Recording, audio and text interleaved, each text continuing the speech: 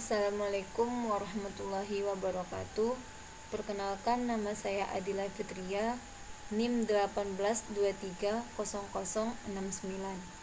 Baiklah, saya akan mereview salah satu jurnal internasional dengan judul Pengaruh Opini Audit, Perubahan Manajemen, Kesulitan Keuangan, dan Ukuran Perusahaan Akuntan Publik pada Auditor Switching. Yang pertama, pembahasan teori. Sesuai peraturan pemerintah nomor 20 tahun 2015, jasa audit kepada perusahaan oleh akuntan publik batas maksimal 5 tahun berturut-turut. Opini audit adalah pernyataan auditor atas kewajaran laporan keuangan pernyataan entitas yang diaudit menurut Patra dan Bustami 2016.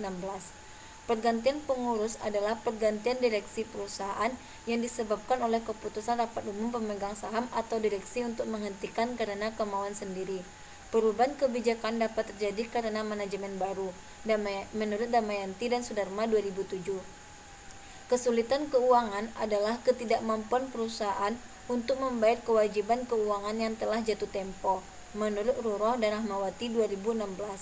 Menurut Suparlan dan Andayani 2010, Kasana dan Nuhumuri 2013, tingginya tingkat utang terlihat dari tingginya debt to equity ratio dan akan membuat perusahaan mengalami financial distress. Ukuran kantor akuntan publik merupakan salah satu yang membedakan kantor akuntan publik ukuran besar atau kecil berdasarkan jumlah klien yang dikelola dan jumlah staf profesional yang dimiliki, menurut De Angelo 1981. Yang kedua, kasus yang dibahas. Penelitian ini bertujuan untuk menganalisis dan menemukan bukti empiris pengaruh auditor opini, perubahan manajemen, kesulitan keuangan, dan ukuran akuntan publik perusahaan terhadap auditor switching. Selain itu, makalah ini penting untuk memberikan masukan yang berharga dalam mengevaluasi agar investor semakin tertarik untuk menginvestasikan dananya di perusahaan. Yang ketiga, objek penelitian atau sampel penelitian. Objek penelitian dalam penelitian ini adalah perusahaan manufaktur yang terdaftar di Bursa Efek Indonesia atau BEI tahun 2015 sampai 2017. Data yang digunakan dalam penelitian ini diperoleh dari situs resmi atau BEI. Setelah melalui sampel proses seleksi, diperoleh 94 perusahaan yang memenuhi kriteria selama periode 2015 sampai 2017, yang dimana dapat dilihat dalam tabel seperti dalam PowerPoint ini.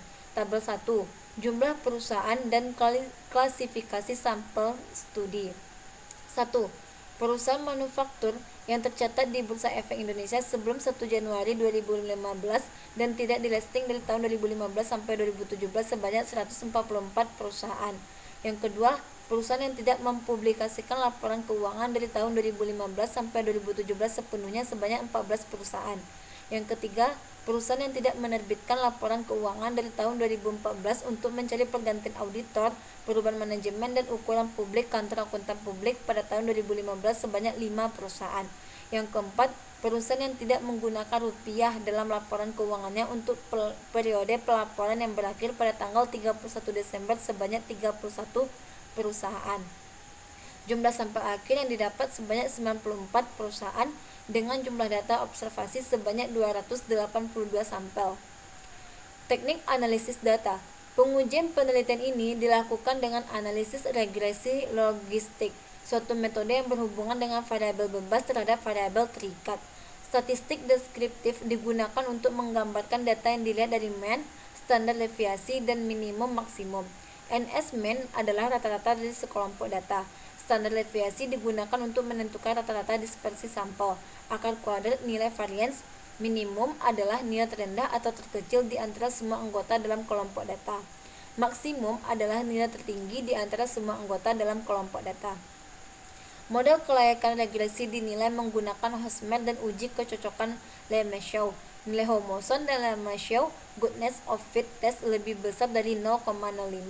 Hipotesis 0 tidak dapat ditolak dan berarti model tersebut dapat memprediksi pengamatannya atau dapat dikatakan model tersebut diterima karena sesuai dengan data pengamatan. Uji hipotesis dengan menggunakan koefisien determinasi, uji simultan atau F, dan uji parsial atau uji T. Yang kelima, hasil penelitian. Berdasarkan hasil statistik deskriptif, Jumlah sampel N yang digunakan dalam penelitian ini adalah sebanyak 282 sampel yang valid dimasukkan tanpa kehilangan nilai. Dari uji kelayakan, hasil pengujian chi-square tidak terdapat perbedaan antara klasifikasi diprediksi oleh klasifikasi yang diamati, sehingga dapat disimpulkan bahwa model regresi logistik yang digunakan telah memenuhi kecukupan data atau fit. Berdasarkan uji koefisien determinasi, uji Legh-Log model 2 menghasilkan 1406,904 koefisien determinasi dilihat dari R² adalah 37,2%.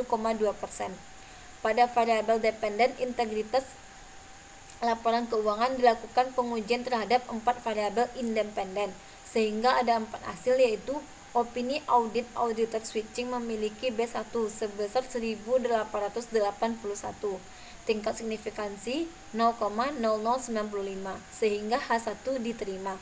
Perubahan manajemen auditor switching memiliki B2 sebesar 1443 dengan A tingkat signifikansi 0,002, sehingga H2 dapat diterima.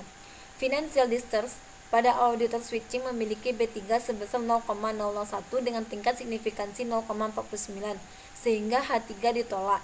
Ukuran kantor akuntan publik, auditor memiliki B4 sebesar 3.329 dengan signifikansi tingkat 0,0000, sehingga keputusan yang diperoleh H4 diterima. Baiklah, sekian review jurnal dari saya. Assalamualaikum warahmatullahi wabarakatuh.